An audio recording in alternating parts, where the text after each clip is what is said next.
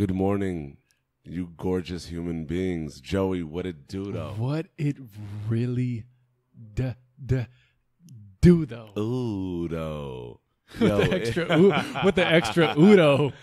Yo, it's September the 20th, a glorious Tuesday. We drop this podcast every Tuesday for y'all. I just want to say thank you to everybody who's been listening, who's been giving us comments, giving us feedback. It's crazy because, like, what started out as a conversation with me and Joe back in January has come to life, finally. It's insane. How wild is that? We've been working on this, and we appreciate your guys' comments. Keep hashtagging Nushi Get on the mic. It's working. Let's go. It's a real thing. It's working.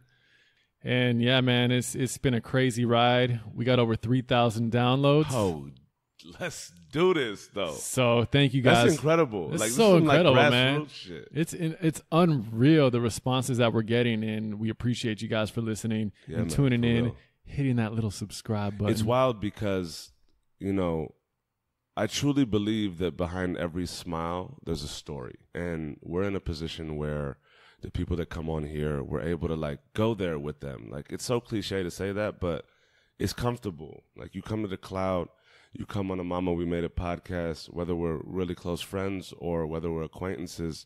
When you come on here, you know that you're going to open up and we're going to really get deep into your story and, you know, try and search for the trualities of the journey.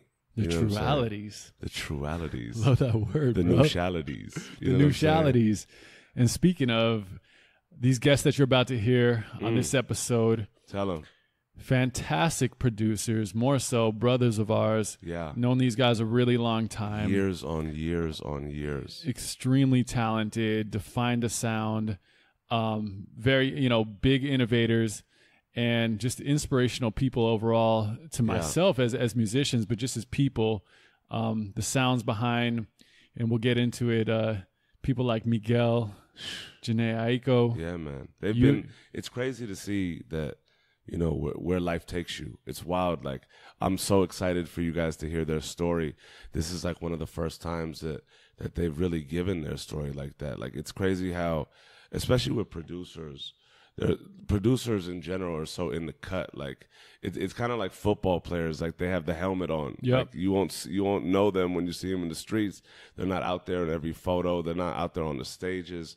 But they play an integral part in creating the sonic landscape of an artist.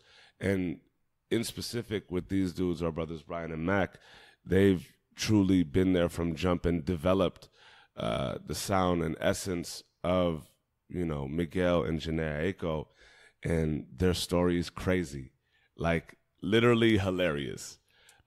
These two have such an incredible dynamic. Mac, Thugga, Brian, Suavemente, you know what I'm saying? Rico Suave. I'm really excited for this. It's the morning. I don't want to be late for work. So Nushi, tell him. Am I going to tell him? Nushi, tell him. Am I going to tell him? Nushi, tell him. Wait for it. Mama, we made it! For the second time, y'all didn't know that though. Yeah. What it do though? Yeah. This is fucking crazy though, bro. We got some fucking very special guests in here. Very special guest in the building, Multi-Grammy nominated production duo. 5 motherfucking Grammy noms, you understand me? You may know their work with Miguel. Since day one. Jhené Aiko. Since day motherfucking one. Yuna. They just dropped this fucking single, Crush with Usher. You know what I'm saying? Got the POTUS plug. The POTUS Obama plug. Yeah, the official presidential nod. Welcome to the stage, Mac Robinson, Brian Warfield, the legendary. The motherfucking Fisticuffs, y'all. Let's go. Hey, mama, we made it. Hey, man, we are super fucking excited and happy that y'all came to fuck with us Likewise, today. thanks, huh? You know what I'm saying? Appreciate y'all. Like, it's wild because, you know, we've known each other for so many years, and there's been so many different parts in y'all's journey and our journey that it's been like 8-9 years. Yeah. Like going on a decade. That bro. It's insane. And we're not that old. No, it's really fucking wild. And like the beauty is that like the relationships that we've all built, it's been like homies and friends. And like we've been fortunate enough to like know y'all and have a rapport with y'all that we're able to have these like real discussions about what the journey's really been about. And I feel like that's what the reason for this podcast is to really humanize this journey and give insight to whoever out there is listening as to what y'all's journey really was like and is like outside of, you know, everything that's just put out into the ether. Like, you know what I'm saying? The things that really have made y'all you as human beings and as creators. You know what I'm saying? So this is a really special moment. You feel me? Dude, so how the fuck did the Fisticuffs happen? Yes. Well, shit, we met in high school in a jazz band. Okay. So, yeah, that's where we met. I was playing trumpet, and Mac was playing guitar. I didn't know how to play guitar, but I wanted to learn how to play guitar, so I got I fucking in love it. Really? There's like a long waiting list for guitar, whatever. Long story short, I got in for singing, and then day 3 switched over to guitar and just locked myself in the room. And That's amazing. Brian came along 2 years later, 2 years my junior year. Wait, hold up, because there's a story that B you were telling us. What was the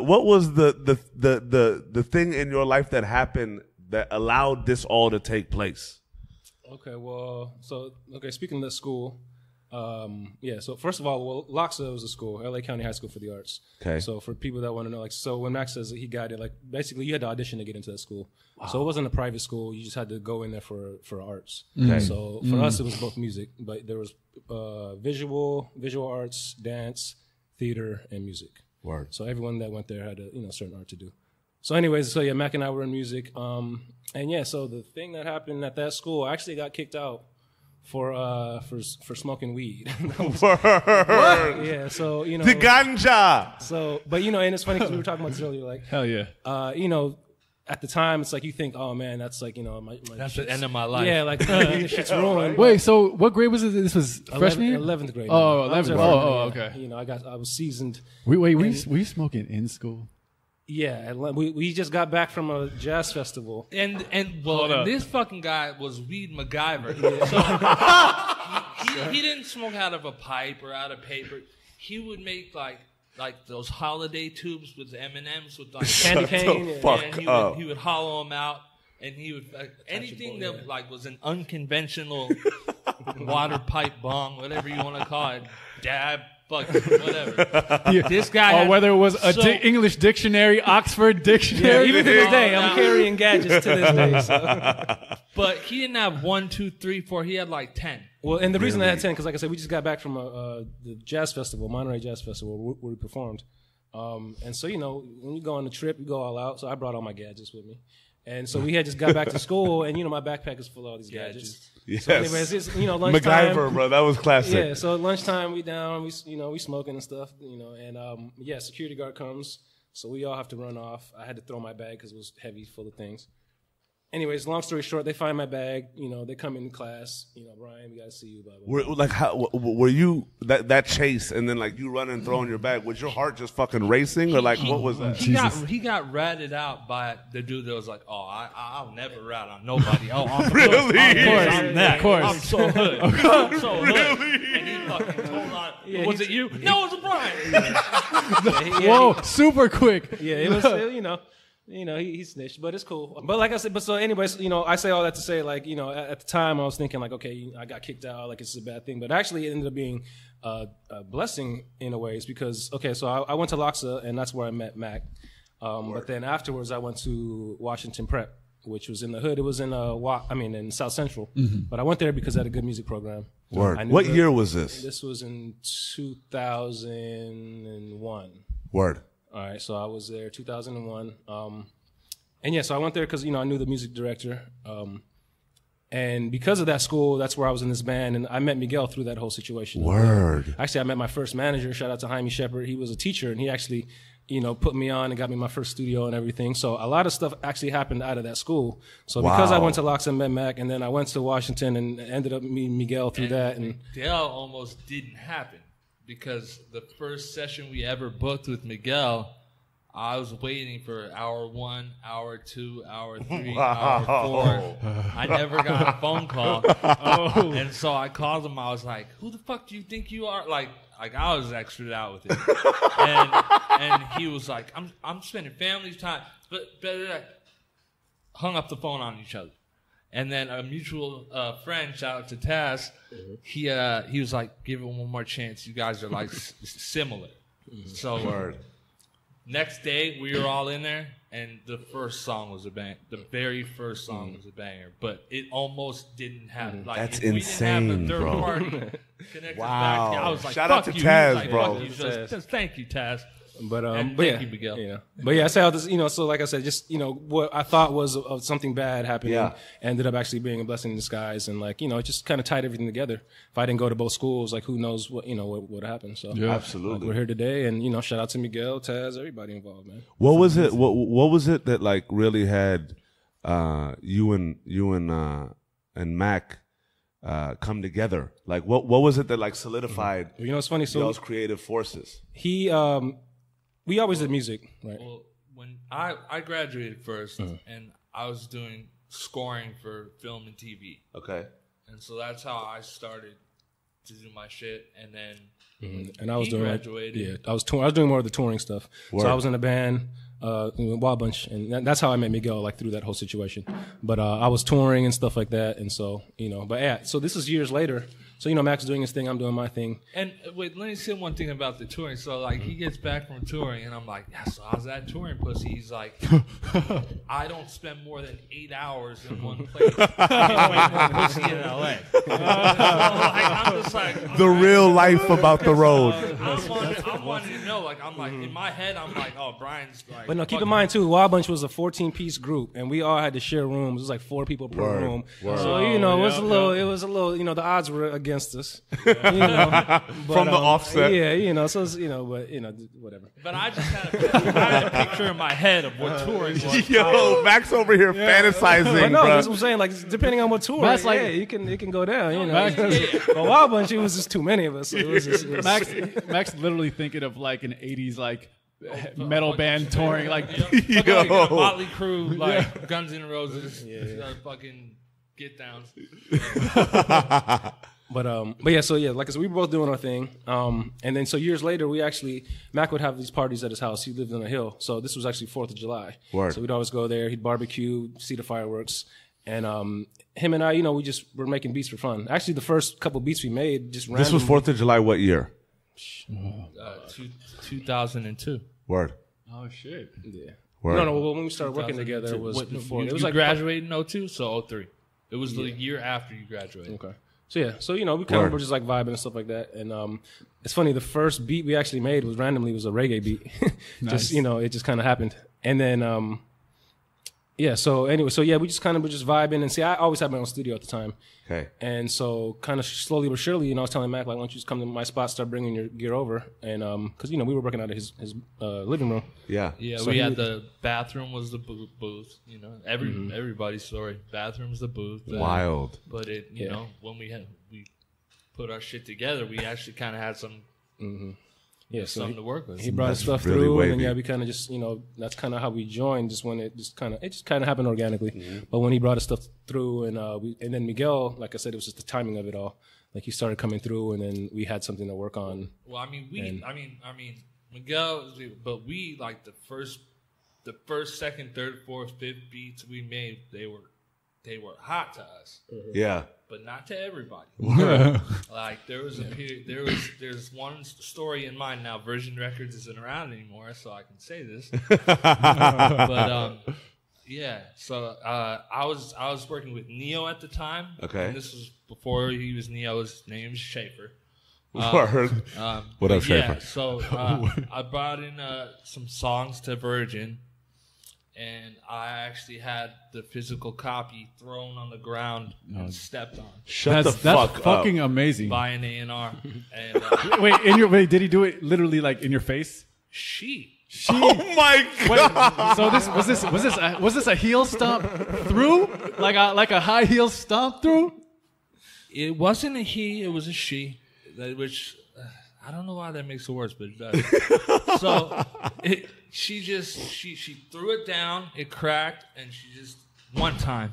Damn. Really? Like, yeah. She was feeling herself In front of your face. She was like, these are like, these I don't understand this. These are C- to C+ at best. Oh my God. And then you can go and wave me up. Wow. Wait. So, hold up. Hold up. It's rough out here in these Hold streets, up. man. Hold up. Wait. It's not all peaches and And the shit was hot. rough out here. It was us, Neo. Like, the shit was hot. The shit was... And in front of your face, she takes this fucking, was it tape or CD? CD. I was about to say. So a CD, and she just lunges. She took the effort to get up, Oh my God. throw it down, crack it, and stomp on it with her fucking... Hey, was it the stomp that like she's done that before for sure? Oh, for sure. Well, you know this wasn't the first time, It bro. was a routine. Yeah. I feel you. I'm sure. Like, dude, she was stretching out those. She's breaking so many hearts. Oh my God. Did that put a fucking fire under your ass? Or like, what was that? For? Like, when you walked out, got shooed out. I was gonna steal her red bottoms. That shit was just, it made me know that my shit was hot and she was old. I feel you. I love that Respect. story. God, I love that. That's amazing. You should be lucky to have that story, man. That's a beautiful thing. It created a fire. We got mixed reviews in the beginning because we didn't want R&B to be where R&B was. I mean, I think that that's an important thing to say before the whole Miguel thing because, you know, that's really what lit the fire. Is that, you know, what happened to Curtis Mayfield, what happened to, you know, Marvin Gaye, why are we listening to Jagged Edge and Rough Ends with dudes with their shirts off and shit? Yeah. That's not R&B. R&B is the music that we grew up, you know, loving. Yeah. So that then sparked, you know, kind of our direction with Miguel to go a different way. Was he receptive of that? Like, was he on the same page with y'all? Like in that? Because I feel like cats that like yourselves that were visionaries in that light, right? Y'all got it. Y'all knew y'all wanted it to be different, but the norm wasn't that way. So everybody's gonna look at you like you're crazy until the culture shifts. Yeah, I don't know. At the end of the day, it's just like whatever we feel. You know, with our influences, like we like hip hop. We were going to school for jazz, so we like musical things, and I don't know. It's just a lot of influences. To us, it's like if we liked it, then we felt, if we felt strong about it and we really liked it, then slap too. Really, that's what I'm saying. At the end of the day, it's like R&B, like he was saying. A lot of it was at the time like baby maker music and stuff like that, and as we were listening to D'Angelo, which was like, it was R&B, but like it still had a thing to it where guys can still roll around to it, and it was still cool for guys to bump. Yep. So that was always our thing. Like, how can we make it something that we would just want to listen to? Because, it's still, R&B is still cool. It's just, how can we make fellas listen to it and not feel like some kind of way or whatever? So, but always, we want to make sure it had that low end, that knock, that 808, and, where you can ride to it. I think that's what made dudes feel okay about it. Because and they opened it. I think that shit, like that style that we were like experimenting with, or other people too, maybe, I don't know, opened the door for people like The Weeknd. Yeah. And these people that came along 6-7 years later. Yeah. Yeah, absolutely. For real. And alternative R&B is really what the best name to give it. Yeah. Because it was all women listening to R&B. Yeah. For real. It was 112 and shit like that. Yeah. No disrespect.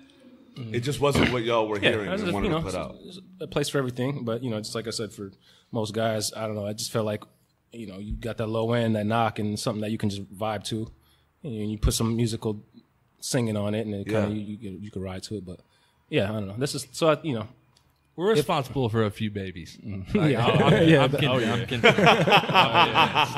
there's Fellas, ladies, you know where it came from. You know what I'm saying? Quickie is still like one of my number ones. By the way, one of my go-tos. Like that's always on my playlist. That's on the list. It's definitely like it's on the list, like at the beginning and the end of the list. Oh. So it's like you get the double up at the end where it just does the loop. I respect that. I respect that. Oh, this again. Oh, something must be wrong with my Spotify playlist. Oh shit. Whatever. Let's just keep going. And that was done years before that came out. Really? Oh yeah, no, absolutely. The actual track was made in, I think it was 2004. Oh shit. So there's the beat, the actual instrumental of it. It was it was a collabo. Oh, okay. With us and Miguel. Oh, so that actual full song was done. How was that for y'all working with Miguel from the onset? Like that whole development process, that whole I guess meeting of the visions, because every artist has like their own view of what their artistic integrity and brand stands for, and like the beauty of the collaborations, like from what I feel is like building of that relationship to where it's like trust and growth and progress long. and change. Especially like in the beginning. Very long. Like a lot longer than people think. Like thinking about like you guys now at the point when you're working with Miguel, like at the point where this is a real career now, or you're building to that real career at the Exposition Studio. 4711, like history, like that history with the mirrors on the ceiling. About that. So speaking of mirrors on the ceiling, so for those who didn't know, 4711. That's where that's the spot I speak of when I said Mac brought his stuff over. And, we kind of had everything going over there. Oh, that was shit. That was so. That's where we did all the first stuff with Miguel. Same with Jhené when we put the mixtape out and everything. That was all. What was our studio? Yeah, and then where we met you, Roush, and even Anush back in the. This was. Who was the former tenant? Yeah, so the room was actually Ron Jeremy's room. Shut the fuck. And he used to shoot scenes there. So that's why. So we had a mirror on the ceiling. You know that, Douchey? Yeah. No. Oh, this that's is why so so many mirrors. Like our setup. To this day, I didn't know our that. setup was on a bed riser, and we had mirrors above us because it was above the bed, and our vocal booth was a sauna. We had a bidet, like it was so it was all fucking vibes, bro. man. It was vibes. Shout out to Ron Jeremy, bro. Yeah, man. It was ridiculous. Forgiving everyone their strokes.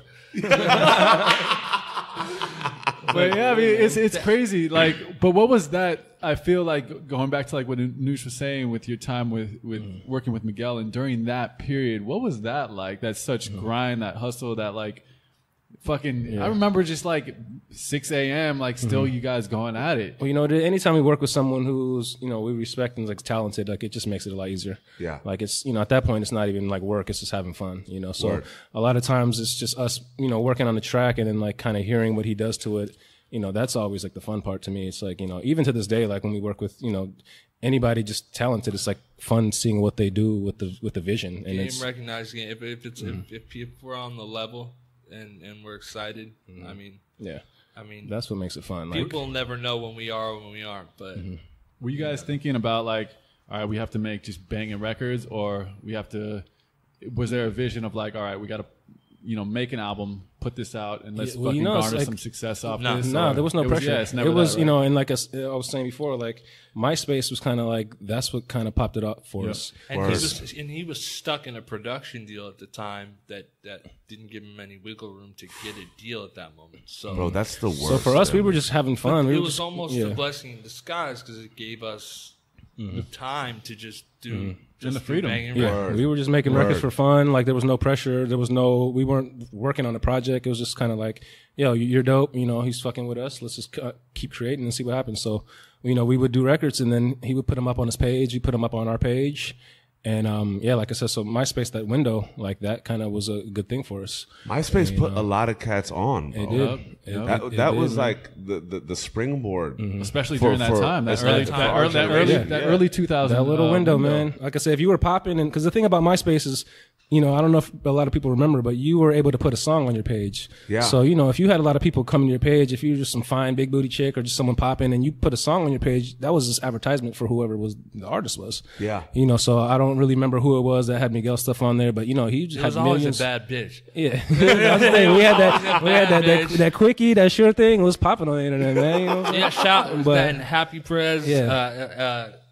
Happy President's another producer. He's from Houston, Texas. He did sure. Basically, it was us and him that combined together to get Miguel a sound, a lane. Damn, he had two legendary production entities that were fucking building with him. Man. Yeah, and it still took a long time to really know.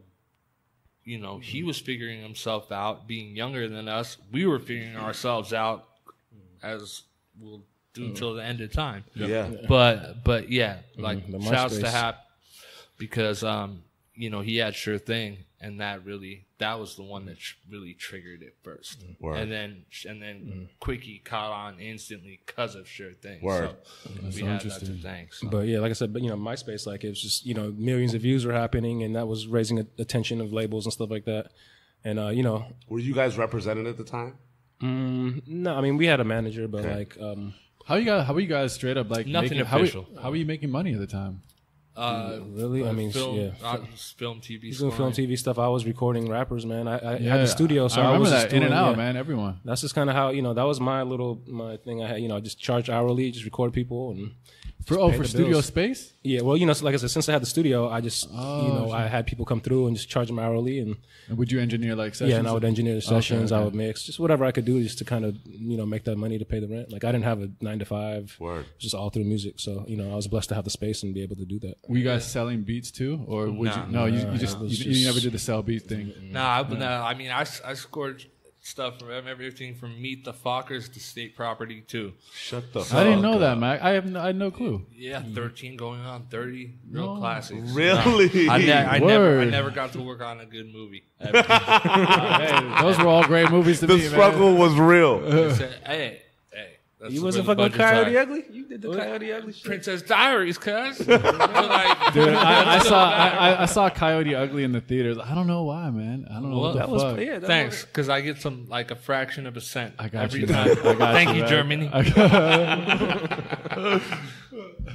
So when did Jhené come along in the process? Like what was like the artist that came along in y'all's journey, and like how was that work? So we spoke about Miguel. I worked with Jhené when I had a couple sessions with Jhené that didn't like really pan out because it was when the era when she was still with TUG. Yeah, TUG. But I was 19 and she was 15, or something to that effect. Word. And you know, they didn't really like stuff was cool, but they didn't have the vision for anything at the time. So when she came back around, And the we funny made story, so let me sure- tell that story because that's actually a pretty interesting story. So, and this is all back to MySpace again, but even before that, so I get a call one day, and it's a writer friend of ours, you know, who's familiar with her tracks. Word. She hits me up and was like, "Yo, there's this girl over at the Fox Hills Mall, like singing to one of your tracks. I guess they're doing like a showcase out there." So she puts the phone up, and I hear it, and it's like it's one of our beats, and there's this girl singing over it. So I'm like, "Damn, that's crazy!" You know, like find out who it is. So she hits me with the name Jhené Aiko. All right, cool. Go to MySpace, type in the name, and sure enough, the song is on her page. Really? So yeah, so I sent her a little message like, "Hey, just you know, FYI, like that's our beat. You know, great song by the way, but you so you know, another we- producer was taking credit for it. yeah, I guess Really? Of course. And so of course. yeah, but what's crazy is she hit us back. I didn't even know, you know, but she hit us back. And was Big like, Tank. she hit us back and was like, "Oh, you know, I didn't know, but you know, cool." So from that, we kind of linked and just started vibing. So same kind of thing. Like it just grew organically. Like there was no pressure. We liked what she did. She was talented, and she would come through and do records with us. And I think that's what made like those two go well is that we didn't have we didn't try to trap artists into it like, all right, sign this, do this.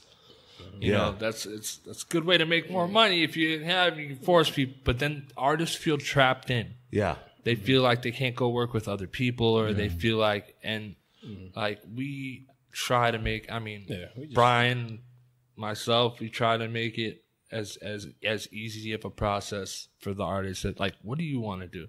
Word. All right, and then we guide them. You know, and then because And you guys build that trust and rapport. Like I feel like, so like you guys were able to really create and build and develop sounds individually with different artists and build like an intimate and genuine sound with them without the confines of like expectation. It's more of like really perfecting that creative how craft. It should be. I mean, that's how. It's not like the Beatles went in the studio like, all right, we need our single, you know, or we're not the fucking Beatles, but like, you know, but that's the thing is like Jhené wouldn't sound good over Miguel beats, and Miguel wouldn't sound good over Jhené beats. Like, we're not gonna repeat ourselves, and we're gonna do our best. That's fucking awesome. To try not to. Word. No, I hear you. I mean, I remember like going upstairs, those fucking stairs, man. So janky. So janky. Yeah, so man. Fucking Mac's head popping out. What up, yo? What up? No, just like you know, when I'd be like practicing bass on one of the days where we wouldn't have like formal band practice, and I would just come up and chill with you guys and just sit back on your couch and listen to your beats whenever I needed a break. And to me, it would always inspire. There's just something about what you guys always did that made it feel super easy and open from the beginning. That's why I started vibing with you guys just as homies and cool. And I remember like I was learning to play guitar, and you know, you sat down, just took like time out of your day, Mac, and showed me some shit. And it was just those, like, I could see how that transfers into even just working with an artist, making it real easy and comfortable every step of the way, so the music actually becomes effortless. That's something that I always saw within you guys. Now, during that time, you know, with Miguel, was Miguel and Jhené, were they at the same time? No, Miguel came first. He came first. Yeah. And He came first, but it's she always had this following from the TG days, so where she was like kind of like almost as well known. Yeah, without she had a a following. without a because actually the song that we were talking about, the one that was on our MySpace page, it was a song called "Wait No More." And if you like YouTubed it, there was a bunch of people doing covers. Like there was like 8 pages of covers. Damn. And like I said, Jhené wasn't even really, like I said, like this is before the mixtape. Like this is all just prior, you know, to her really coming out. Yeah, it's like so years. yeah, so she, you know, like Miguel, we worked with him first, and you know, Jhené came after. But like Mac was saying, like she had a following already. So you know, it was cool. So what was like really like? I'm trying to think. What was like the turning point? Like, I guess, opportunity for you guys where you went from that grind. What was the years like up to like 2000, maybe 10? I'm trying to say, like, so you were mentioning earlier, like going into mix Miguel and Jasmine. So, well, I mean, yeah, I mean, like, talk about like really that one, because there's always that one turning point, real opportunity that like, okay, you like being in this position, you guys get shit all the time. You're working with not only just like. It's not just Miguel and Jhené. Like, there's tons of other people that you guys have worked with. Yeah. But then they're like, something changes. And it's like goes from like that grind of like every day working day in, day out, making beats, music, recording, just that like monotony of that grind. And then you see like, oh shit, things are starting to change. Like, this is going from being producers to like, oh shit, I'm a producer. I'm a producer.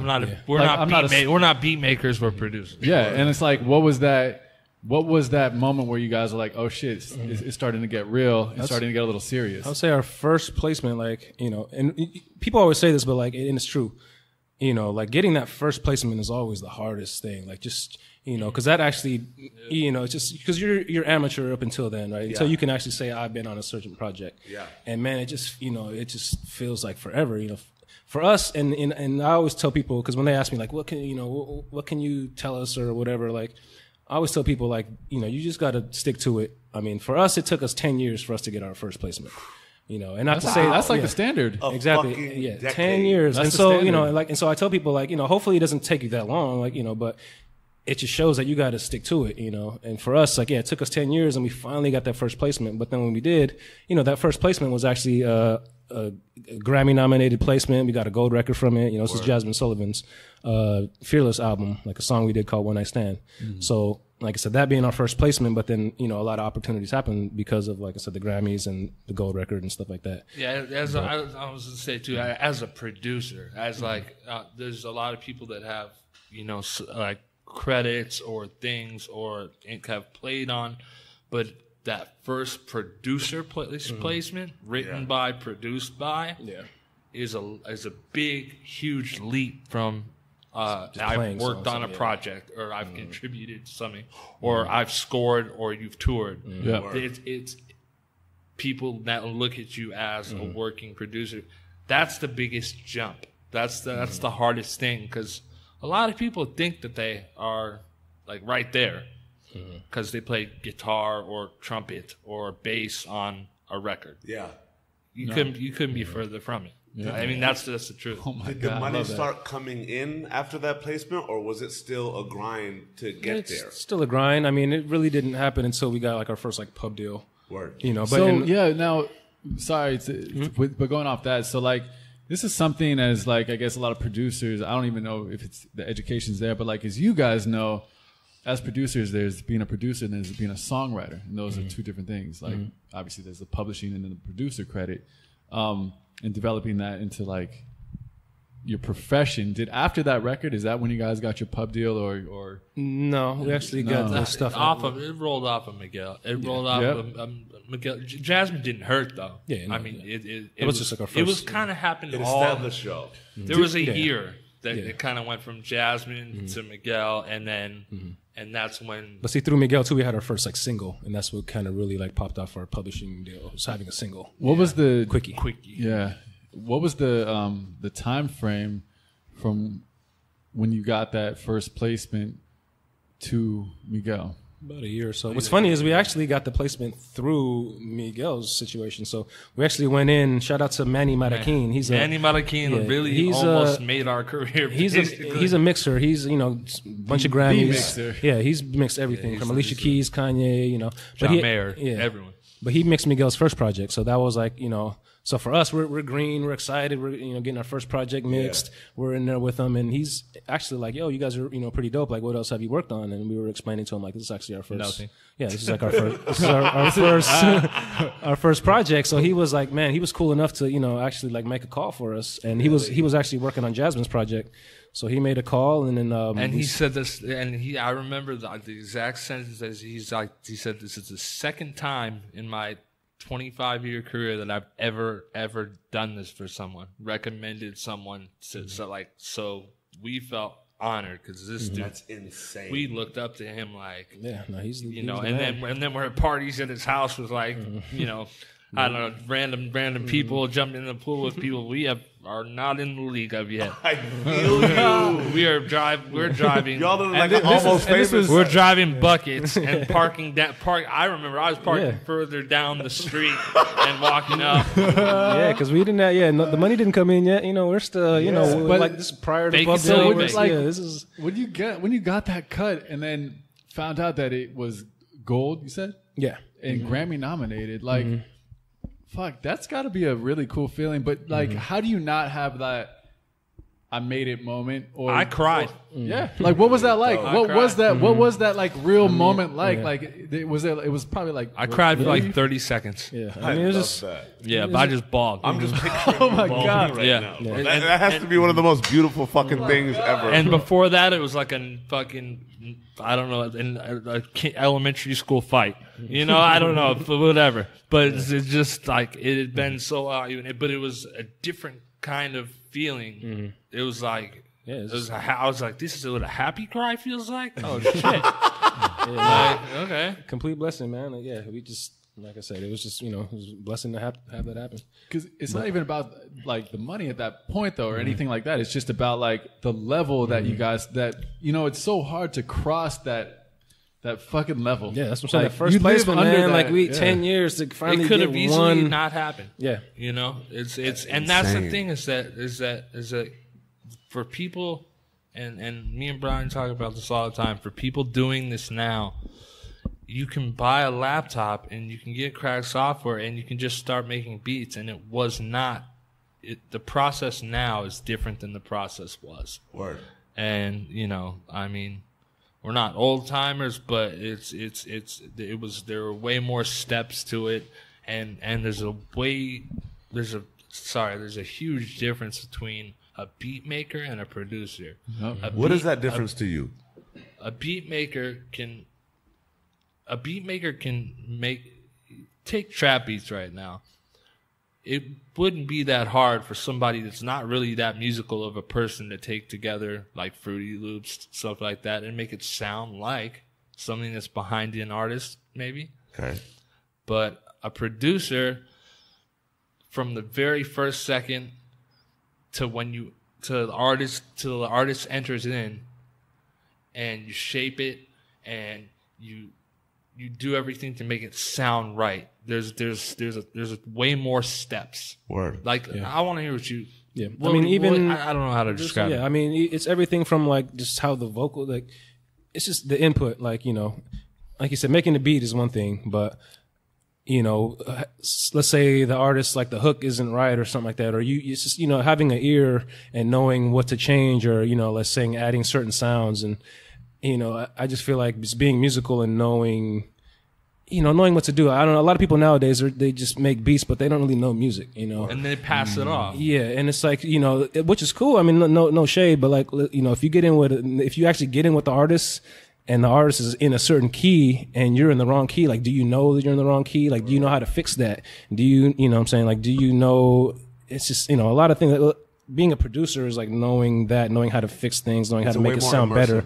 Yeah. Whereas a beat maker, you just make the beat and they pass it off and, like, you know, they're out of there. And also, if you want the artist to be doing something different or change something, knowing how to communicate with them as an artist with an ego.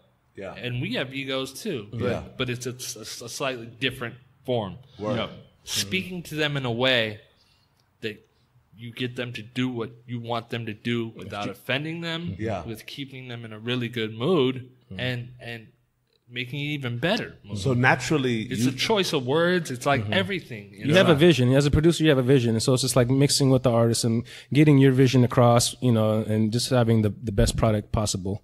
Where back to like we were saying, beat makers, it's just they don't, you know, you could just make a beat and pass it off, but if, you know, they might not know how to make the hook sound bigger, or they might not know how to put a bridge on there, or, you know, things like that. Were there moments that y'all were like, because it takes time to get to the point, not only to be comfortable, to be able to, like, talk to an artist, know how to go work around the ego without offending, but like the initial steps, like, you guys probably did offend motherfuckers, and like you guys probably did, you know, not know exactly how you wanted to communicate it at the time. Like, what was that process like for you guys to be able to, like, build into that confidence as producers, and also find, like, the critical moments and the critical cues that you were able to express to them with making them comfortable with going outside of their comfort zone? Like that, it's a very delicate... It's a lesson in psychology. Yeah. Basically, if you can read people, you do a short read, you kind of see how people react to certain things, and then you're like, all right, I need to pull back. Some people are like, nah, let me tell me exact, like, some people like tough love. Word. You know, and some people need to be handled with care. Yeah. And that's really what it is. And if you could have the most amazing artists, but if you get them in the wrong headspace, you will not make a good song ever. So it's all you about really vibe, only, man. you Creating have one chance to fuck it up. Yeah, it's true. That's the thing. When you're in the, you know, just creating, it's all about vibe. You know, if the vibe is off, you're not going to come up with nothing good. It's, you know, so it's all about just having fun, man. Just the energy, you know, and just, you know, being cool with the artists and just having a rapport with them where, you know, they trust you and vice versa. And we've been fortunate to work with a lot of just really nice, cool people. And that's what we enjoy. Like, if someone's a dick, you know, we're lucky enough now that we have people in place that we can actually make a phone call halfway through a session and certain sessions and be like, this is wrong. There's no more. Yeah. And we don't have to be the bad guys. That's another good thing. When you take a step up, you don't have to be the bad guy. You have a buffer to where I can be like, smile in your face and all this shit, and then go in the other room and be like, get this fucking person out of here. Yeah. You know? So let's talk about that, because, like, as creators, the team is a very important piece. Like, you guys built your sound and craft, and it took 10 years to get that placement. And then, you know, I don't know if you guys have had multiple managers along the road or different people coming in helping and whatnot. Yes. But then once you guys, you know, it takes an army to really get creatives to pop off. And how is that for you? Being that it's so important to have a team. Yeah, really. I mean, our day one was like our lawyer. It does take a village, though. Yeah, but yes, and I will say yes and no because we always had people. We've had management and stuff like that. But at the end of the day, I mean, it was always Mac and I in the trenches. Like it was always us putting. Yeah, you can have a pub deal with the company and stuff, and they say they'll do this and that. But at the end of the day, like you have to put in the work yourself. You know what I'm saying? Now, and I will say this: if it wasn't for our first initial brush with the manager, he kind of did something against the rules, and he kind of blackballed himself, but left us in a beautiful place to get a deal done. And if that deal didn't get done, that we would have no career. Really. I don't know what would be happening right now. Wow. But he went against the rules, and he's now fucked. But he knows who he is. But our lawyer, he's been for our day one. He's always had our best interests. Jeff Sacro. So we just have to say he's like a father figure. Like he's really. Yeah. He makes sure the deals are good, man. So don't come at us with no bullshit. Yeah. Jeff is gonna see it, and it won't go down. And I've shout out to Jeff. I've heard he's a real asshole. To us, he's a sweetheart. He's amazing so to us. You don't want to see him. Well, and that's the thing. Get a good lawyer, number one. Yeah. I mean, at this point, so going back to like the cut with Jasmine, after that cut, now people are coming to you guys, right? Now you're starting to see a little more of that happen. Like more opportunities are coming to you versus a little bit. Yeah. But it's the first time you guys are probably really seeing that like at a different level. Now music like shifts from being creators to like, oh shit, this is the music fucking business. Like, and when Noosh, talks about like how important the team is and your lawyer. Yeah. A lot of people have to think like and that is the cool part about music, but it's like there's the art and the creative side, and then there is the business side, and both kind of have to like blend perfectly to be super successful in this. Yeah. Because you could have the art side amazingly well and make the banging tracks, but your business side could be horrible. Fucked, and you're making no money, zero opportunities, and you're broke, and it can kill your career. Yeah, that's why you said the number one important thing: get you a good lawyer, man. Because it's hard to create and then know the business is a whole another beast. Like even to this day, like we don't know all the ins and outs. Like contracts. Besides lawyers, like management, the switch in our heads that has to go from business to. I mean, we still. we take meetings. We don't. We're not tethered to our lawyer. It's there's a way that you have to project confidence in meetings, and you have to know when to back off, when it's you definitely have to project confidence, and for some reason executives like a little bit of cockiness. Yeah. And it's a fine line. Yeah. But they like the cockiness because they're like, oh, they're young kids. They're like, they're in the moment. This is it. Like, they're all sorts of bullshit. It is what it is. But at the end of the day, the switch in our heads that has to go from creative to business, it's a difficult switch. It's two. I mean, it's left side, right side. Yeah. When did that switch really take form for y'all? I mean, shit. Sounds like you said, taking meetings and and almost accidentally, because when we were doing that, when we were mixing Miguel's record, and we were in with Manny Marroquin, we were acting like us, and we blocked off the whole. One day we blocked off the whole parking lot, and we had a cookout. Okay. And we didn't know that nobody did that shit. Like everybody's like, menu book, I want oxtail. Like it's just that's what people do. So. That made everybody at Larrabee at that moment love it. We're like, we're in food and the assistants. We don't know that's not not what people do. Yeah. But I mean, that's just who we are. So it's like, at the end of the day, if you're just personable and people like you, it's like it'll go a long way. It's like it's being a people person, really. Just your communication with people and just being able to maneuver in these streets with your word, like it goes a long way. Yeah. So Jhené and Miguel and Jhené were really the two springboards in the beginning. It was really Miguel the first. Yeah, well, Miguel was first. Yeah. I mean, I remember that. I remember that pretty much like the exact day where bro, where you rolled up in your new car, man. Like, like as funny as it was, like, I remember you said to me, like, yo, I've been working, like, I think you said, like, I've been working over 10 years for this car. It wasn't 10 years, but yeah. But it was at that point, like with Miguel, with Miguel, I remember it specifically taking about 4 years to get that sound, to get that thing, and to get the deal. Yeah, 10 years as far as when we actually started producing. Exactly, absolutely. But like just all the work that got up to like, okay, like now I'm a working producer. Like I have a real career. Here we go. Like, and you can keep the lights on. Yeah, you could keep the lights on, and but that really happened with Miguel. The "Mama, we made it" moment. Yeah. That. So what was that like? Like, Mama, the record is mixed. You know the release date's coming up. Like, what were those days like leading up to that? And did you foresee the success that it was gonna have, like that it did? Well, the thing, when we got our deal, it was already kind of like success. We got our deal after, like, you know, the song had hit #1 and stuff like that. Do you mean Miguel, or do you mean personally published? Like, because I mean, we always believed in Miguel. We knew that there would be a point where time would catch up with sound, and people would accept it. Because, like, I'm gonna say it again. Gotcha. Like The Weeknd, you know, like there's artists like that would not have worked at that time.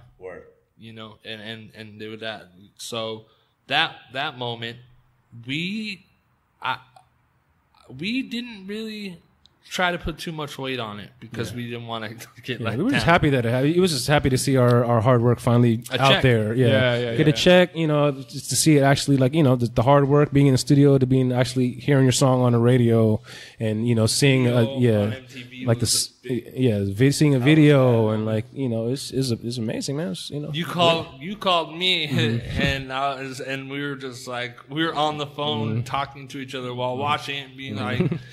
And then I went downstairs. That's from the shit. Yeah, from 4711, and because that's where I was, and I went down because someone had cable. One person had a cable out of like 40, and thanks, Bill. And so I caught the second half of the video, and at that point it was already like it was starting. I was like, all right. Like, we can do this, and we can do this. That's amazing. So after them, like, who have been some of your? I want to get into like artists that you guys will work with, and like kind of talk about the experiences a little bit. Like, who are some of the artists that you work with, and like what have those experiences been like? Good, bad, wild, ugly. Like, how has that been for you guys? Like, who are some of y'all's favorite artists that you've gotten to work with? Well, like, you know, so preference it with like Miguel and Jhené, like that's really how we got our start, you know. So once they start taking off and blowing up, you know, obviously we've been getting more work, and we've been working a lot now with a lot of new artists, because, like, you know, people see that, you know, we help them go from, you know, being unsigned to signed to like having Grammy nominations and just blowing up. So, you know, so I guess like a lot of, you know, A&Rs and labels will bring us new artists and things like that. It's because a lot of people can get a song on, but it's actually, I mean, if you think about, you know, like other producers that have actually taken an artist from beginning to getting a deal, it's actually hard. It's not. That's where we excel. So, which is the opposite of everybody else that can maybe get like a placement here or there, but like, if we believe in you, we will get you that shit. Yeah. So it started, you know, with Miguel, and then you took years, you know, with Miguel and Jhené, and so we just recently been in studio with Yuna. So we just wrapped up her project. But going back to you talking about like just working with people, like both, you know, Miguel and Jhené is, you know, they're just amazing people. It's the nicest people ever. You know, the vibe is always is incredible. Bro. And like I said, you know, at the end of the day, like we're fans of them. Like, so when we do a track and they write to it, it's kind of like, it's fun to just sit back and see what they do, because you know, we're fans, so just hearing them over our tracks is one thing, but then when you hear the incredible song that comes out of it, it's like, that's what's fulfilling to me. So, you know, but working with them is amazing. Like they're great people. It's also great to see that they're human like us. You know, like, because we'll have those days where like, man, like this shit is whack today, or whatever. Everybody, every artist, has those days. where they don't feel creative. Yeah. And that was big with Miguel and Jhené, seeing that they took time like we take time. Exactly, yeah. Seeing that they're not perfect, you know, but they get there. Yeah. That's what matters. I made this beat in 15 minutes. You know how often we hear this? So it's so dope. I don't care if it took you 15 minutes or 15 days. I just want to hear that shit. Some songs come quick, but you know, we've had songs take, you know, weeks, months. Yeah. Like, you know, you just go back, you touch it up, and you know, so. But yeah, and so you know, Yuna, yeah, we wrapped up her project, and she's another amazing person to work with. We worked with her because we love her voice, and furthermore, she's an amazing person. Yeah, she's one of the nicest people that you could ever hope to. So we've just been fortunate, man. Like, we really haven't had any like super dicks to work with. So you know.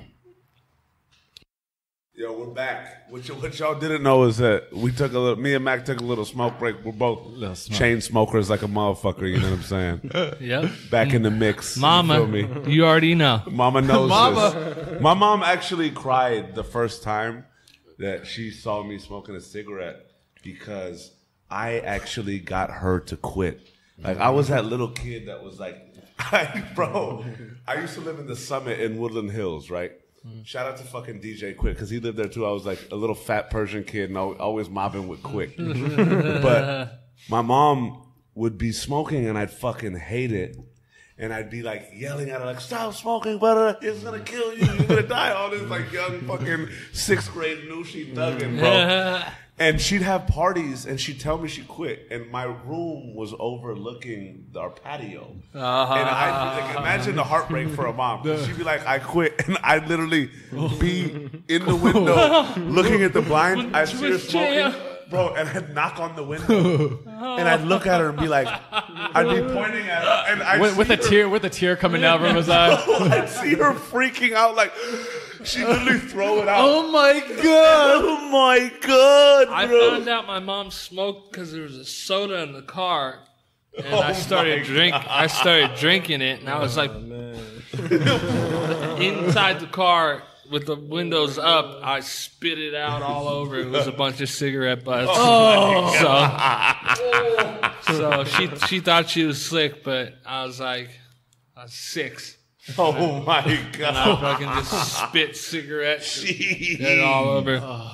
But yeah, you know, just with all these people bashing smoking, I'm gonna say we don't know what e-cigarettes do yet. Absolutely, you're right. And I'm not saying that they're probably better, whatever. But still, we don't know. That shit might give you radio. I mean, look, everybody has their vices. You feel me? Yeah, for sure. So some more than others. Nobody that don't have no vices. Absolutely, bro. You feel me? I don't know. If you don't have no vices, I don't know if I can trust you. Barack Obama smoked cigarettes. Hey, there you feel me? I'm just trying to think of a role model. And he listens to Yuna. How crazy would that be to smoke a stove with Barack? That's my dream. Joint with Barack. That's my new dream. You know what I'm saying? That would be fucking monumental. That's my new dream. Not even weed, because that's like, oh, okay, yeah, you expect a cigarette. Because now, just a hardcore cigarette. When you smoke a fucking cigarette, Marlboro. If you smoke a cigarette in Santa Monica, people look at you like you're a fucking child molester, bro. Like, really? Bro, That's what it's like? Hold on, in Calabasas, bro. I didn't know they implemented like a fucking ordinance where you can't smoke in the city. That's how Santa Monica is. Santa Monica, right? Santa Monica is like that too. All these fucking smoke. spots. Like, even outside, you can't smoke. Only in your house, though. But you like, can't smoke outside. if you go to the promenade, you can't smoke. You can, really? No, not on the promenade. You can smoke on like the side streets, but like yeah. Bro, you're right. Like, no people smoking. look at you like you're a motherfucking child molester, bro. It's insane. And I want to say I don't smoke around little kids if I'm like... Yes, I will throw a cigarette out in front of a little kid. I hide it. I don't throw it out. I mean, respect. That's fucking wasteful. I feel you. My bad. True. But yeah. Enough about that, but yeah, smoke a cigarette with Barack Obama before he gets out of office. That's that'd be fucking epic, bro. God. And so so we were talking, and this is something I really want to touch on because like you guys have had such an incredible journey, right? And like I'd love to touch on like you know, what success really means to y'all individually and as the Fisticuffs, and also like what from what you guys have learned on this long and gorgeous journey of yours, like what are what's your wisdom to not only like the younger you, right, but to cats coming up in this game? Like if you could impart on them wisdom outside of like, you know what I'm saying, just the natural that have been told, like what does it really mean to y'all, and like what is that X factor that you need to really have? You know what I'm saying? To get you there. Well, yeah, like, you know, like we were saying, hard work, time. Back to what I was saying, like, you know, I always tell people when they ask me, like, what's the one thing you could tell me? Like, it, you know, stuff just takes time. You can't expect it just to happen. And a good example of this is, so it's at 4711, that studio that we were in, actually, right when Mac got there, like, I shared that space with a bunch of other producers. So we had like 1,500 there. Word. BJ, the Chicago kid, was in there with us.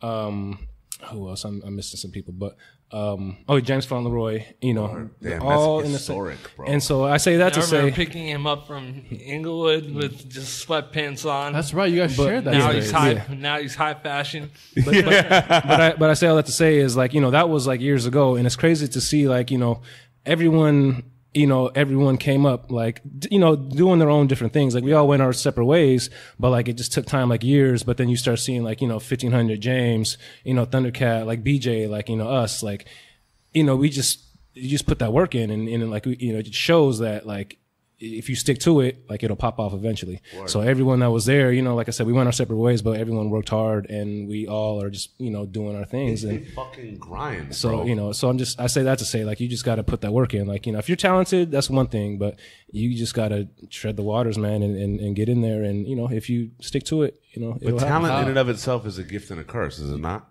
Mm-hmm. Yeah. Well, definitely. How important do you think, like, because like there's a lot of people that are talented and a lot of people that work hard, like tons of people that have both.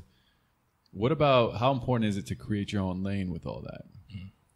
100. If you want, okay, I think if you want to, at the end of the day, at the end of your life, say, well, I got a song on a record once, then cool. If you want to work and be able to work for multiple years and not just have, like, you know, we have people that come and go that have a huge 2 years. Like, right now what comes to mind is Future. You know, in 5 years, I don't know. We'll see. Maybe he'll reinvent himself. Yeah. Maybe something. But he's the biggest thing in the club in the last year. And I have a feeling, but so was Chingy. Word, you're right. Before that tranny came out and just obliterated his shit. You know what I'm saying? You can't. Let's be honest. Yeah. You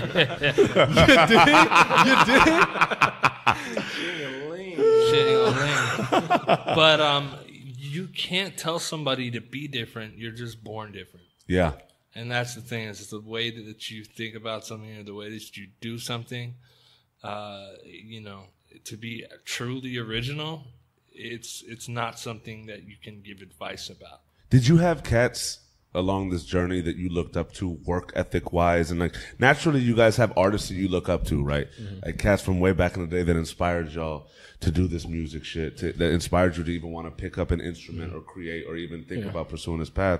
But did you guys have mentors in the game that really like made it a reality for y'all to embrace what working hard really is, to kind of navigate certain waters and really see things in a way that like really transformed your acumen from balancing just creativity to like understanding the mend of creativity and commerce and just like that journey to greatness? There's no formula for success. No one path is linear, but there are definitely building blocks that really need to be put in place and developed to get to a level of success, like to be prepared for success. Because so many people want to be on, right? But they break down from that opportunity because they're not equipped. Like that hard work, you guys put years and years and years and years and years in. But it built your foundation to where you guys had your sound and you're able to continue to build and push your own sound forward.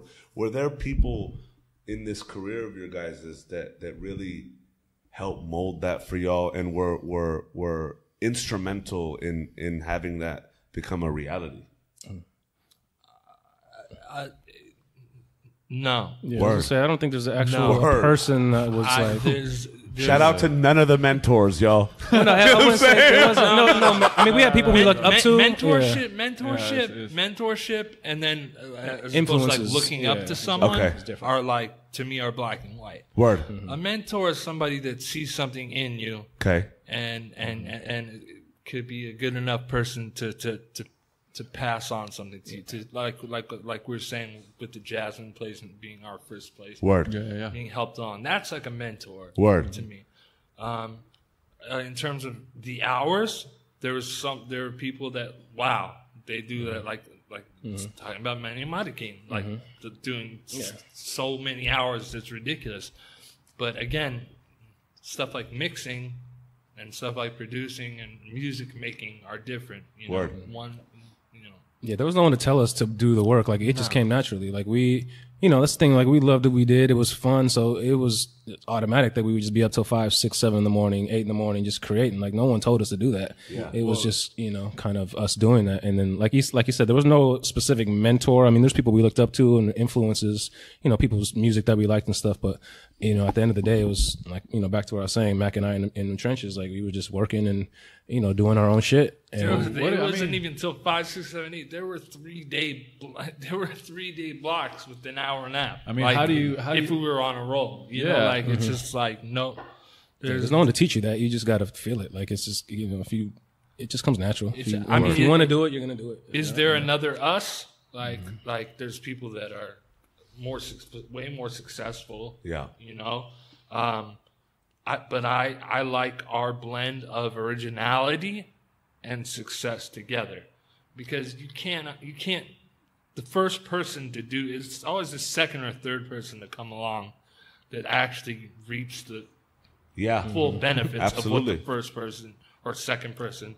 I'm not saying with the first person we're the best, but just we have a good blend of integrity and creativity. Yeah. I mean, when it's crazy. Like, when you talk about working hard, I mean, it's, like you said something like, you want to know what boogie boarding's like, or you wish you could go, you wish you could go like take a day and boogie board. Like when you really it's easy to say like, oh, you just got to work hard. But like, really, what does that mean beyond the hours of, okay, so you do, 3 days, sleep and you're in and out. But like, how do you stay motivated during that? How do you really, truly like dedicate and stay committed and stay disciplined in all those things? Hearing that final product, like when you work on a good song like that you really like, and you know that you created it like yourself and with the artist, like to me that's like the best feeling. Like when we do a song and it's dope and I really like it and I could just play that shit, like that's that's where I get the enjoyment from. Like if it makes money and it becomes a hit, that's just a bonus. Hopefully, because I mean that shouldn't be your goal. Your goal should be to make good music, and then if you make money from it, you're one of the lucky ones. One out of I don't know what the fucking odds are, but they're very right now, and with the way royalties work now as opposed to 10 years ago. I mean, we were talking about this. It's like you could have a placement on a Brandy record and buy a house. Now you have to have 20 placements to buy a house. Word. Yep. And 50. It's like it's and I was and I bring that to like, so iTunes, for instance, like back in the days, albums people would eat because let's say you had a hit song, and if you like that song you'd have to buy the album and everyone would eat. But nowadays iTunes made it to where you can individually buy the song, so that kind of like killed albums. If there's a hit record, you just buy that one song. So now you have for instance with Jhené, like The Worst, it went platinum, but the album is not even gold, which is crazy. Like, back in the days, that would have been more balanced out. Like the album could have, went platinum and everybody would have ate.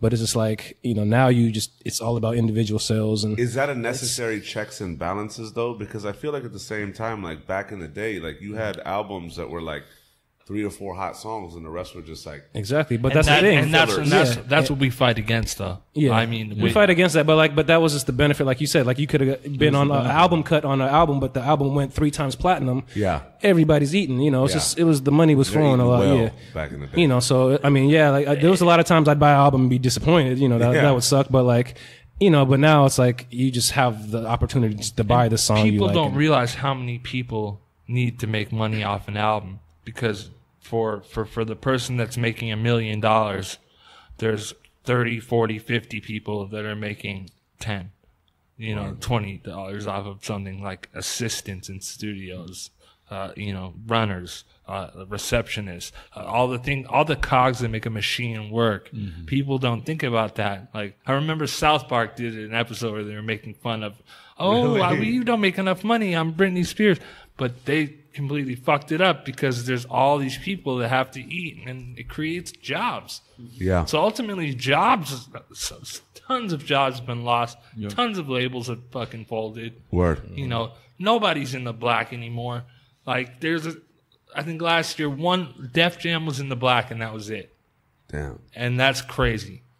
Like, to me, you know. So I just think that people that think that everybody that's involved with this is rich, or that's a misconception. Yeah. Let's talk about that money for a second, like from the standpoint of like rich and wealth and all that, because like I'm sure you know perception, the boundaries between perception and reality are like really blurred, because cats can look at y'all and be like, oh bro, you had this, that, and the other, and you guys have to be on, right? But you were talking earlier offline about, you know, how you guys, like, especially producers, are paid in like sums and chunks at a certain time. Yeah. And you know, there could be back-to-back stretches where y'all are just like banging them out and seeing checks come in and you know, on a regular basis, and there also could be a period of whether like outside of your control, even whether it's contractual dispute or whether it's like something going on with the artist camp or the label or this, that. Yeah. Sometimes a big lump sum check needs to be able to stretch. Yeah, well, definitely. The advanced world. Yeah, because I mean, we don't get paid. That's the one thing. Like, if we got paid hourly, man, we'd be, you know, super straight. But, you know, but that's why I always say, you know, you get paid, and you know, especially with the music business, they give you a chunk of money, and a lot of people don't realize this is like they don't tax you. You know, so you get, let's say, you know, if you're selling a track for, you know, let's say, you know, $30,000 or whatever, $40,000, you get that, you're like, oh, okay, I'm good. But it's like, okay, you got to remember, you know, 30% or whatever is, you know, they don't take that 5% for a lawyer. Yeah, you got lawyers. 5% for a business manager, which is, you know, 15 to 20 for a manager. So, and then taxes, you know. So you're looking at 30, you know. And you're talking about off the advance. Yeah, just off of your, And so, you know, so people get this money and they think, okay, you know, I just got 40 racks, I'm good. But like, you know, really you got to think about all this, you know, you got to put some money away. You know, otherwise Uncle Sam's gonna get you at the end of the year, and then, like we were saying, you know, you never know when the next check's coming. Yeah. So you got to make feast or famine. Yeah, and also with the advances, it's like it's really like, I mean, it's a high interest loan. It's high interest loan. Like exactly. I mean, like it's not like here's the money and then all of a sudden your royalties are gonna come right after. Like you're not only say the check is, say you get a, you know, $250,000 check, you got to make at least whatever your percentage is, but like, what, 300, maybe 300,000 plus before you even see a penny, because you're paying the interest plus the before you see a net. Yeah, before you see a net. Yeah, exactly. And a lot of people also don't realize that you don't. If your deal's for $350,000, they don't hand you a fucking giant oversized check. No, it's gonna $350,000. You're gonna get your first payment, and your first payment's gonna get taxed, and this, that. Your sometimes your song and publishing companies are terrible at making your song commitments unreachable, and your recoupment fees unreachable. Really, so a lot of people are stuck in these deals. It's just like we've been blessed with our deals with our song commitments, but I know some people that are, you know, if you're a producer, and there's two of us, think about that too. You're a producer, and you know, you have a 6-song commitment. that's really a 12-song commitment because you Really? get 50. You're splitting it with the artist. Yeah, 6 songs, but at 100%. So yeah, and you have to also know like what actually qualifies as a deliverable is like it's not like, oh my God, I just cut 6 songs or I just cut 12 songs. Is first of all, how many writers are on that? Is your percentage of that? Because we're still talking about 50%, so you might even be more. You might have to do 15, 20 songs. Say there's 6, 7 writers on there that's cut down. Yeah. Then you have to look, okay, did that song make it not on a just someone's album? Did it make it on a major release that was distributed worldwide? And did it come out as a hard copy? Yeah. That's a new thing. That's from our first deal to our second deal. That was like really had changed, that it had to be a physical release. Yeah. Really? So these exclusive iTunes album sales doesn't count. So if you're looking how to reach your 12 songs, when you sign that deal and you're like, oh no, I got a 6-song commitment. You think you're gonna go make 6 songs that year and you're gonna be good and start making no. You might be locked in. We all know several people that are locked in that haven't even reached 3, 4 songs. Exactly. Yeah, it's hard to just get one. So let alone like And when one is 50 and one is one half. You gotta think too, like on an album you have nowadays it's like 10 to 12 songs, like slots. It's an 11-song cap. 11, yeah. So that's not a lot of slots, especially for people that are you have these big name dudes that are obviously going to be on some of these albums. So I mean it's hard just to get one placement. Yeah. So let alone like you got to do like you were saying whatever your deal is, but. Yeah, man, it's just was that 2 years ago where one album went platinum? Yeah, was that true? Yeah. It was like Taylor Swift. It was like the Taylor only Swift, album to go one platinum album in that whole year. That year, and that was the worst year in the history because this last year there were like 3. Yeah, now they're starting to add the streams now, so that like helps. But. Yeah, they're starting to Spotify and stuff like that. They're finding ways to collect more, but now you have stuff like Apple Music. We were talking about having this conversation the other day.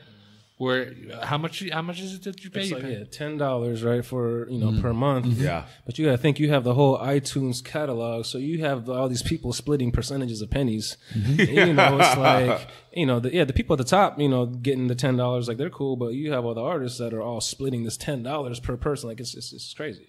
Apple's winning. Yeah. So, not the art. That's who's getting rich off it because they can just. And even when you're looking at streaming, I mean, getting super nerdy, like artists get paid a better rate than songwriters. That's another thing. So artists are getting paid higher rates per stream than songwriters are. So if like you guys are you're not artists. So like, and they do shows, which they can make shows. That's where they make their money. Yeah, the touring and merch. So like when you see yourself as a producer, like, do you ever think about, diversifying or trying to do other things, like you said, the scoring, other ways to like. We thought about putting together we've right now we want to do a couple more artists, but like at a point putting together a DJ type set, and I don't mean EDM. But I mean doing our own way that we can, we have a lot of friends, like you're saying, all connected, get them all together, maybe do a set at, Coachella, third stage, but that's really how you get paid. I mean, what about artists go drink for an hour at a club and they get $15,000? Well, insane, have you guys ever thought about signing writers to you guys? That's another thing we were talking about too. Like it was, starting our own situation. Because I feel like at this point, it's like we can, start signing. Yeah, you gotta get a certain amount of capital first before you can do that. Yeah. So you can't just be like, trust me. No. I mean, you're gonna want to give them advance, but then at that point, you guys can sign writers, develop them under your wing, and then there's another business. I mean, a lot of people, a lot of people are doing that, but that's something I always think about. Like, yeah, we definitely thought about that. In the world of like when you're talking to that kid who's in high school aspiring to be a producer, it's like, what is the future of a producer? It goes well beyond the beat, It's like, hey, how do you really build from what you guys started doing together as collaborating as musicians to now we're working, but now how do you make a real career that's going to extend to the long term? And the honest answer is that since now we have the power to do that. Yeah. And we haven't come to, I mean, we're pretty much always in agreement. I mean, like, in terms of, like, is this person hot or not? Like, you know, we haven't had that person yet. Word. And when we do, we're going to take them. No, but when we do, we're going to take them all the way to where they are. Totally. You know, they can have a career such as ours, not be like super under our wing, like the way like Memphis Bleak was to Jay-Z. Like, we want to build our songwriters to be have them shine, freestanding units, I guess. But we get that bread. Absolutely. You know, because we opened that door for you. And there's a lot of development. I mean, there's all from the experience you guys did, all those hours you're putting in, everything that you guys went through is very, very valuable. Yeah, that's the hardest. That's the hardest part. Is we could get someone a meeting with whoever they want now, but it took us, like you said, almost 10 years to open the door for ourselves. So we're not going to give that up lightly. But even like on a creative side, like like what you guys were saying, like understanding how to work with artists, understanding how to take someone from A to Z. All those things that you guys learn to do and get really, really good at, it takes many, many hours and years to get good at that. That doesn't happen just like off the fly. And it takes an year or two, you know, like for us to put in that much work. Like, you know, we knew Miguel was going to be a star. We knew Jhené was going to be a star. Yeah. You know, we just finished Eunice project. So, you know, I mean, I see it in her. Hopefully that happens. But, you know, it's just like, you got to have an ear for it too. And Miguel and Jhené both took over 2 years. Yeah. Word. You know? It takes a long time, bro. Yeah, Miguel was in the neighborhood of like about 4 years. Jhené, a little less. I mean, let me ask you, because she already had her established. You know, is there an artist or some artist that you guys like love their sound and just haven't gotten an opportunity to work with them yet? But like, are there any artists out there that you guys are like itching to work with? Or how does that even go with y'all? Well, Brian hit me to this girl named Doja Cat. Oh, word! I've heard about her. And of course, I was like, "That's just hot. That's just hot." And then we get a call that what I don't know how to play that. How did it play out? Like, how did it actually happen? Yeah, it was just through management actually. But yeah, one of my friends hit me to her, and I played it for Mac. But yeah, she was someone, you know, dope. You know, not really big, so you know, it was kind of like, okay, just kind of like, you know, keep our eye on her. But then, like, it's just funny how things work out, and we're actually going in with her, like, you know, next week. So, nice. You know, we'll see how that goes. But it was really cool because in that instance, a very, very rare thing happened. The producer reached out. Really, and it was like, which tells me already. I'll call it right now. There was going to be great sessions because. That person is somebody that's willing to reach out and say, hey, I don't, because we always just say this, hey, I don't want to do a whole album. Yeah. Because you need a little diversity, but you also need it to flow. Yeah. He gets it. He's her producer. Awesome. Yeah, and I feel like it's, you know, like if we had our own situation, like we were saying, like we never want to do a whole project, but like having a good ear, you know, I feel like we know a lot of dope producers, so you know we would take it that way. Like, you know, we would do some stuff, but then we would reach out to whoever we need to reach out to, and you know, get the best product. So, you know, shout out to them for, you know, reaching out to us, and hopefully we can get some amazing things going on. So, you feel me? Yeah. That's awesome. Is there any huge artists that you guys would want to work with? Like anyone, like just like ideal, like you've been like you love them and you want to work with them, even if not, like you know, I don't know. That's always a hard question because, you know, there's, you know, I mean, there's people It'd be that fun to work with, like Bjork, or like you know, something like that. Or, you know. People that we don't, people outside the genre, maybe.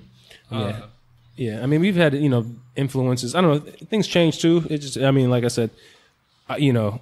D'Angelo was a big influence in high school, so that'd be kind of cool. But I don't know, a lot of, for us, it was a big influence in high school, and he's amazing. But I would have wanted to be able to say that we worked with him in his prime. And he's like, yeah, we produced Voodoo. He's still amazing. Yeah, that, Yeah, really. Yeah, pretty much. Oh yeah. Oh no, yeah, that was us. Yeah. But I don't know, like you said, like just someone like just different. But you know, we're always looking for the next new thing. Like that's kind of what excites us. Yeah. You know, someone who's unknown, like to be able to take someone who's unknown and then be like, oh damn, that's who Fisticuffs is working with. I remember them talking about them, and then you know, because that's been y'all's like, yeah, that's been y'all's bread and butter is developing artists. Yeah. Like you guys have had a career in developing artists. Oh, insane. And building them from inception up. Insane. You feel me? That's like, it's fucking wild to me. And such monumental artists. Like it took Miguel a shitload of time to get on. It took Jhené a shitload of time to get on. But I feel like having the senseis like she was touring when she was homeschooling like way before we met her, but she was what 13, 14 she was telling us, and like that's a lot of time. yeah. That's a lot of time, but I think that if you look at like people like Timbaland or the Neptunes, like and the artists they've actually like developed, you know, I mean, you know, with the Neptunes like Clips, and you know, Khalees was already kind of doing her thing, you know, but let's give him credit for Khalees and Clips. Yeah. But that's kind of it. When producers get their own labels, a lot of times they don't really follow through. So I hope that we can continue to do what we've been doing, just because, like, don't you feel like, Brian, like it's like more our heart's more in it? Yeah. Or like, No, definitely, yeah, that's 100%. You know, like I said, it's just taking someone, you know, from being, I wouldn't say unknown, because I mean, you know, like you said, these people had, you know, people knew about them, but it's just, you know, from taking them to just, you know, from a underground state to like now these dudes are on the Grammy stage performing and stuff like that. Like it's just amazing to see, like just being a part of that whole process, and like that's just fulfilling to us. Is it easier to work with artists when they're green? Like, have you seen transitions in the artists you work with from like when it started, like it may be different now, or there's just different, you know, it's funny with everyone we work with, they've all been cool with us. Like, you know, I mean, I don't know how it is with other people, but I mean, they're still super cool people. Like, so, you know, I will say that I don't think, you know, I haven't personally seen anything change with them as far as like money or success. So, you know, I mean, but I think that comes with respect. Like, you know, we just have that respect with them peoples, and you know. Yeah, because I've definitely seen, you know, changes. Outward. Get up to the mic, baby. Get up to the mic, baby. Oh, you know, I'm just thinking real quick. Mind you, Mac has me smoking in my own house right now. He fucking like slid out, brought the ashtray in on the creepy creeps, We'll do it, and bro. I'm like, fuck it, let's go. Let's go. You offered at the beginning. I took you up. All day. No, but yes, I have noticed. I have noticed changes, and a lot of it has to do with less time. Word. Yeah, it's more, yeah, exactly. And more people want them, and you can't. Some people might see them as they're brushing them off or something like that, but it's not it at all. Yeah. It's that how would they ever have time for themselves ever? Right. Exactly. Yeah, So- yeah. True. So if you're listening to this podcast right now and someone was a jerk to you one day, they might be having a bad day. Yeah. You know, True story. You know, someone you really wanted to meet. Or there are people that are just assholes, but not the people that we work with. Word. Yeah, exactly. And we could be working with the biggest artists in the world, but if they treat us like shit, we're out the door the next day. I feel you. Finitos. Yeah. Money does not trump Yeah. Respect. Yeah, and like you said, it's about vibe. Like we can't vibe. We can't have a good session, and you know we're getting treated like shit. Like, you know? Absolutely. Yeah. Now, in this day and age, speaking of the time factor, right? You guys have really built your careers on working really intimately with artists.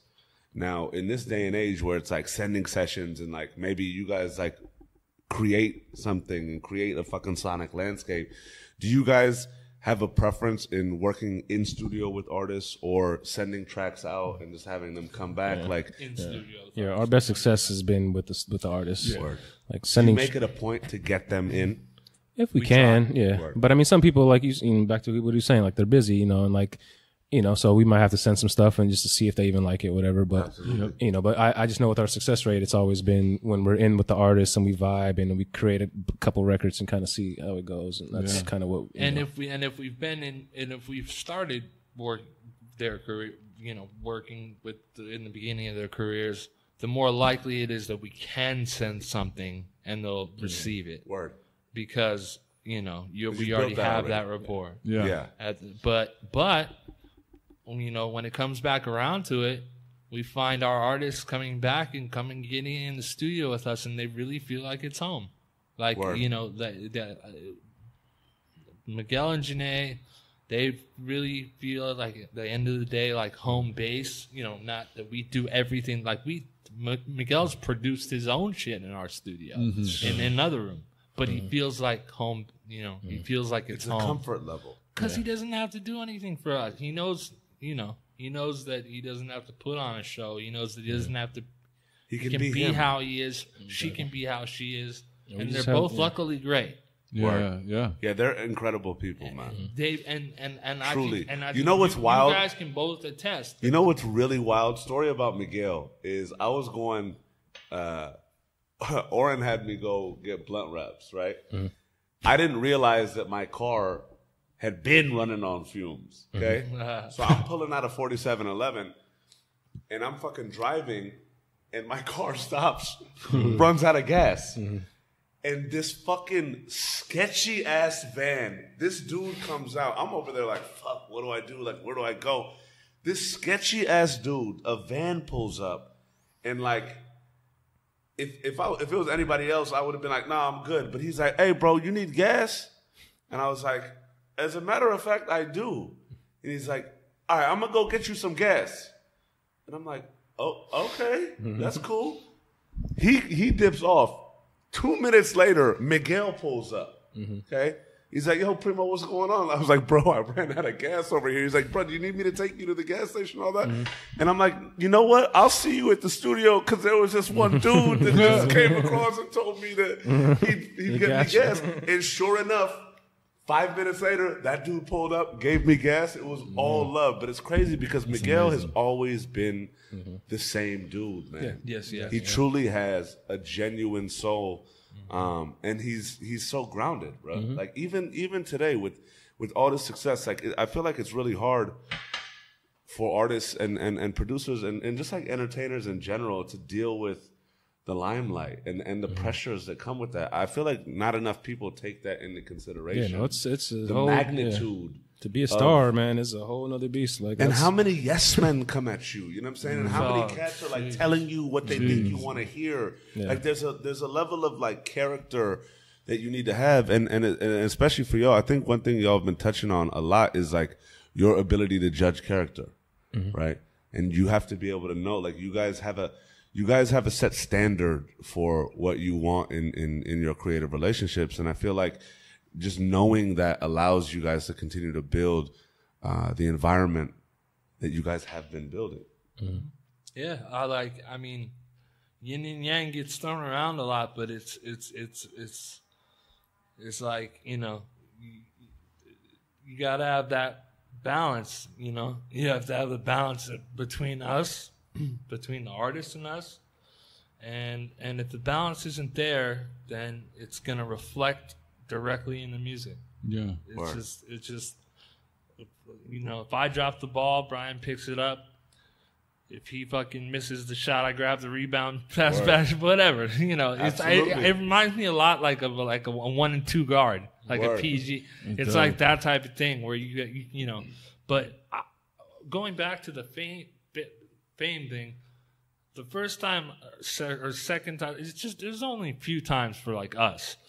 But when it happens, it's usually A&Rs and people like that. And it weirds me out so much that I cannot imagine possibly how Miguel and Jhené stay so grounded when it happens 5,000 times for every one time it happens. They're in the limelight. Like, you got to think we're behind the scenes. So, I mean, people that know us, they look at the credits or they kind of know, you know, who we worked with, so they show us respect. But like, you know, we're not really seen. Like, people don't really know how we look, you know. Yeah. But these guys are like on video, like, you know, it's a whole nother fame is, you know, you're out there. It's a whole nother beast. It's crazy. So, I mean, it's, you know, to be able to, you know. So many people aspire to that. Yeah, they want to be an artist. So you're like, I want to be famous, but you don't really know. You don't know if you're ready for all that, man. And that's the thing. It's a whole nother beast, man. Especially now with social media. Like, if you mess up, you're all, you know, your memes, you know, you're out there, bro. Like, so you got to be able to take that and keep it moving. And so people can't do that. People always ask us. People ask us. You might end up with the Jordan Cry face. It's a wrap, bro. That's what people have been waiting to see ever, bro. It's a wrap. People ask us questions about how does Miguel feel about something, or how does Jhené feel about something, and it's like, I mean, we stray away from that. It's like they want to know so much about somebody that they're down to get it on second degree. Like, you feel me? It's like we know, but we're not going to tell you. Yeah. You know, and because they're some of our best friends. Yeah. You know, you work with someone and you develop. Yeah, they're family at this point. They really are family, just like you guys are. Mm-hmm. Everybody's been there, for real, and been the same. Yeah. And so the people that haven't, we've X'd them out. Word. You know, and it's just like, I mean, like this podcast itself. I mean, would we do every podcast? No. Yeah. But like, respect, man, for real. But I mean, you guys have been the same people since day one, and I hope that we can try to be too. You know, Word. I think we stray away from being. We don't want to be like star producers, you know, and I think that like we could possibly take steps to be more well known as producers. Get a little more clothes, man, for free. But yeah, throw him some clothes. Get him a T-shirt. Get this man a T-shirt. I just don't want to wait in line. Like, if I could just walk up and that's where I feel like that's where my fame should just stop. Like, I just want to walk up to the door and then let me in. I'm good. And that's all I need. Pretty much where we're at. Yeah, man. I just want to get in, bro. I just want to get in. And send me a care package, bro. And that's pretty much where we're at. Because if we're not either on the list to get in right in, someone's gonna get us. Someone's gonna see us and get us in. Word. And it can stop there. Yeah. Let's just pay the bills. Word. Like now, it's like, let's grow up. Let's pay the bills. Can't work quite the same hours you did when you were 22, 23, 24, because that shit would be just unhealthy at this point. Yeah. But to get there, you gotta do some unhealthy shit. Word. Some dirty shit. Word. So even like I said, at 4711, and we keep saying 4711 because that's like our Motown. Word. I mean, not to put us on that level, but that's where the creative vibes. Placements were happening. You know, we had all of our great friends, Oren, he was downstairs getting placements at the same time as us. Yeah. And it's really rare in like one place to have multiple working producers. Yeah. That shit does not happen.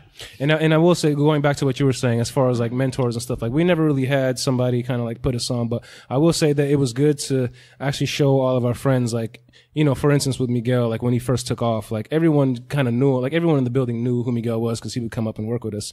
But for him to like actually go and blow up, and for all the homies to see that, like, man, it's very possible. Even for us to see it, like, you know, that was our first thing. It was like, damn, like we actually were able to see our stuff. Like it's possible, you know. And then it happened again with Jhené, and like all the homies saw that again. And it was just like, fluke. Yeah, so I just hope that, you know, it was a positive thing for all the homies to see, like, yo, like if, you know, this can happen for any one of us, like, you know, that, and it's attainable. Exactly. So yeah, I wouldn't say we had a mentor, but just working with the people we did and seeing them blow up, like that was enough that we needed to see, like, yo, we can do this. Well, the synergy about being like back at 4711, like when all that was going on, there was a synergy like among everyone, like just like, you know, even just like hanging out in that parking lot. And like smoking and chilling and then going back and doing music and like vibing and being up in your guys' place.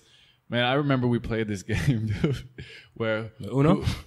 who had like the worst credit card like in their wallet, and like someone threw like a blockbuster card, and all the blockbusters had closed, right? And like someone threw like expired like Chili's card, like gift card or something, and then those got cut into guitar picks. And then I remember I threw like a KB Toy Store's fucking that I got for like fucking like my bar mitzvah or something. Man, I had like old ass wallet, but you won that one. Yeah, but like I just remember like there were so many nights like that where like there was music and there was hard work and there's grind, but there was also so much like dope energy among a community and that and doing things that like that and just genuinely having fun made going those long nights and made the work worth it and fun, because there was always that little bit of relief, but you always shared, like you could always lean on people. And a lot of those times it's not all good. Like a lot of it's really fucking tough, especially when you're broke and exhausted and tired and you're driving a shitty car and like, or you work super hard on a song and you think something's going to happen and it doesn't even come out, and it's just like, it's just a lot of shit, it's not that all. That shit still happens to us. It should just happen to us or something. But, I mean, coming from a hood type environment, like I definitely like first big couple checks just fucking blew the wad, like did the classic shit that you're not just hood rich shit that you're supposed to do. And I just remember that about 1,000 hoodies. I did it all. But the thing is that like like Brian was saying, like we could show the homies that were like on the same level that you don't have to just trap. You don't have to just do nothing. You don't have to aspire to work it, pick and save. There are things that are bigger than that, and they could really feel us because they're coming from the same place. Word. And that's the thing. It's like, nothing, going from nothing to something is something that like being self-made. I really, really take pride in that. Yeah. And I think that there's a whole lot of nepotism in this business, and good for you too. You won the lottery, but but really though, going from nothing to something, Mama, we made it. Yeah, we made it. You feel me? And if you had to sell illicit goods to get your equipment, then you can feel pretty good about yourself. But if that's the theme goes full circle. For real. And my mom is super proud of me. Love it. And it's just like that's all I've been, that's what you want. That's the only thing you want. Get your mom a car, get your mom take, whatever you want to do. Make sure that all the work that they put in, like they get back. But setting a good example is really what I think Brian, I don't, but I think that's what that's success to us, what I'm saying? Like, love. Money's cool, like it's really just pay your bills, live comfortably, but just and being together. Yeah. Eat together, man. Eat together. It's no fun eating alone. Yeah, true. Very real. That's a bar right there, bro. Fuck, man. So that's success to us, just shit, man. That was it. Right here, right now. Yeah. For real. Shit. For real. We're looking at it, by the way, you can't see this, but we're looking at a fucking baller view. Yeah, the view's gorgeous up here, man. So and congrats to you guys. What I'm saying? The energy's gorgeous. Man, we never even got invited to shit like this when we were all little. But, but now we're sitting here smoking inside. I could take this shit and throw it against the window and be like, sorry, but I would never do that because you're my friend. I respect that. But no. But real shit though, friendship and our relationship. Yeah, it's like a healthy marriage. Like we know we'll never be like fuck you. It's not, that's not in the cards. Word. Because it already happened. Word.